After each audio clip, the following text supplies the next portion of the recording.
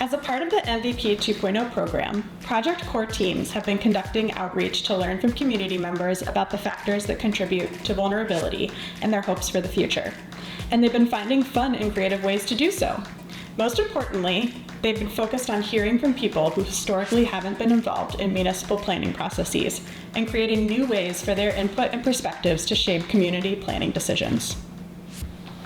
I take an AP Environmental Science class, so my teacher and I ran a project with some of my peers, and through that I was able to kind of gather the thoughts of my classmates and share it with the MVP community on what kids of my age are thinking and what our thoughts for the future are, such as more renewable sources in the community and just more renewable sources in areas that you might not expect. So to broaden the work of the traditional MVP committee, we've brought engagement activities to Family Network events and community events. So the Sudbury Family Network had a summer spectacular. We went there, we had an ice competition where people had to interact with ice, and while the kids were using the ice, the parents were giving us feedback on areas where we could become a more climate resilient town. And then here at AppleFest, we're doing something similar where we've got a booth set up where we've got composting for some of the food waste at the event, and also have our boards for people to provide feedback as they come by from here at or other different events. I think we've talked to about 65 people already that we wouldn't normally get just by having this survey or just by having a climate-focused workshop. In addition to that, we're partnered with our health department. Our health director is a part of our core team, and they've been doing flu clinics for the past 2 weeks. We've been going to those flu clinics, right, where people are already signed up, already thinking about health. We want to combine that, right, health and climate change, health and climate resilience, try to layer those two things together. So that's been really great. Through those flu clinics, we've been able to interact with about 50 people so far. But yeah, just really trying to get to where people already are and interact with them that way, make it easier, not make them come to us, but we'll take all this, we'll come to them, we'll make it easier to get that feedback. We're here with the Housing Authority to speak with the residents about climate change, and we're going to learn a little bit about climate resilience. We're going to play some games.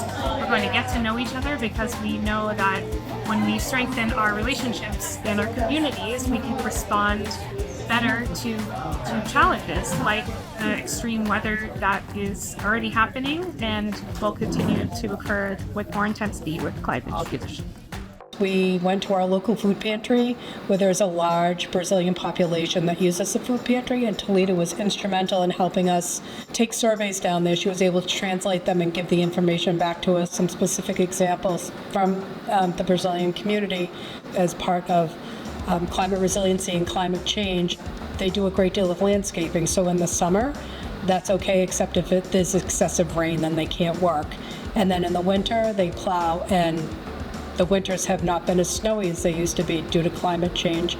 So they are losing money, and it's harder for them to pay rent, to own a house, to keep their children fed, et cetera, all the things that come when you don't have the money that you used to be able to make.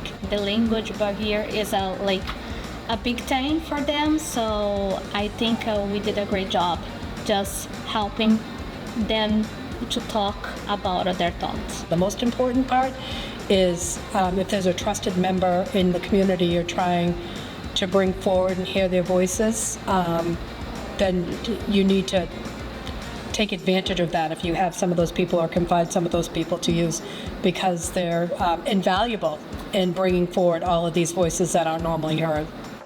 These examples highlight so many great qualities of inclusive engagement. For example, reaching people where they are at, including activities for the whole family, holding conversations in people's native languages, building connections with the support of a trusted liaison, and integrating fun and creating activities that bring people together. We can't wait to hear about the approaches you take.